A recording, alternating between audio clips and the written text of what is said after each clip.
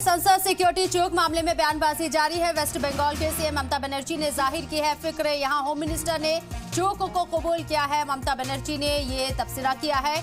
इस वक्त की ये बड़ी खबर आपको बता रहे हैं। संसद सिक्योरिटी चोक मामले में बयानबाजी लगातार जारी है। इस बीच अब वेस्ट बंगाल के सीएम ममता बनर्जी का बयान भी सामने आया है, जिसमें उन्होंने फिक्र जाहिर की है। उन्होंने बताया कि होम मिनिस्टर ने चोक को कबूल किया है।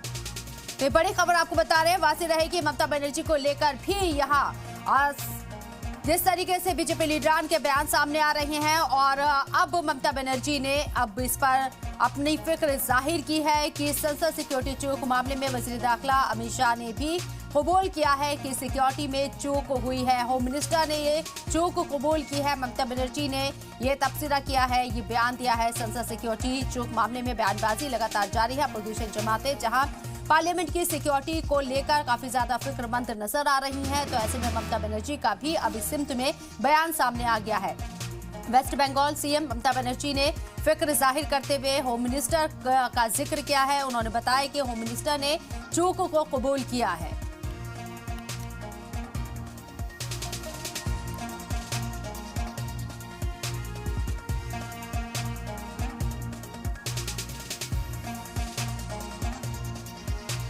It's a security lapses. Home Minister already admitted that, and this is a very serious matter, no doubt of it.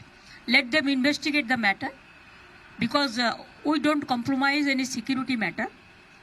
So always it is the great lapses for the new parliament.